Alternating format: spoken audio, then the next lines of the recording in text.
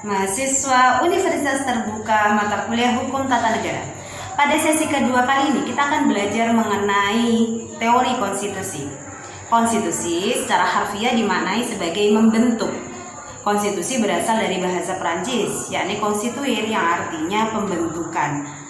Secara istilah dapat dimaknai sebagai peraturan dasar mengenai pembentukan negara.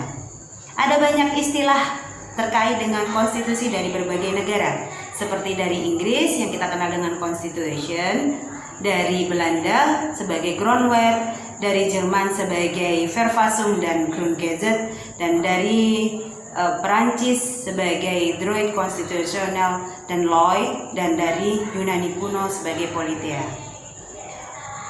Dalam konstitusi harus memuat isi, di antaranya adalah jaminan terhadap hak asasi manusia. Yang kedua adalah susunan ketatanegaraan secara fundamental. Yang ketiga, pembagian dan pemisahan kekuasaan serta tugas ketatanegaraan secara fundamental. Sementara konstitusi dapat diklasifikasikan dalam 5 hal oleh Kacewar. Kacewar membaginya dengan melihat dari bentuknya, bentuk konstitusinya. Yang kedua dari sifat perubahannya. Yang ketiga dari nilai konstitusi tersebut.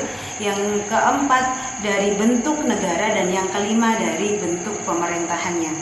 Yang pertama adalah dari bentuk konstitusi sendiri. Konstitusi dapat dibedakan menjadi konstitusi tertulis dan konstitusi tidak tertulis.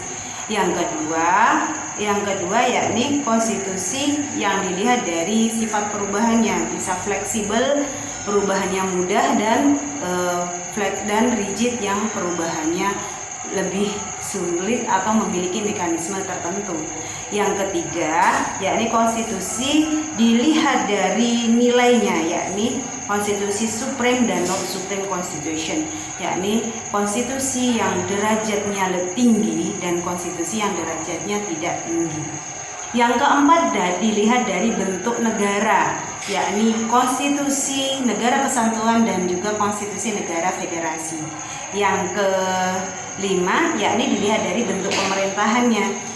Jadi di konstitusi bentuk pemerintahan presidensial dan konstitusi pemerintahan parlementer. Nah, bagaimana dengan Indonesia sendiri? Bagaimana dengan Undang-Undang Dasar Negara Indonesia dan bagaimana konstitusi di Indonesia? Teman-teman bisa mengklasifikasi berdasarkan pendapat dari Kacewar tersebut, termasuk klasifikasi yang bagaimana konstitusi yang di Indonesia. Terima kasih, selamat belajar.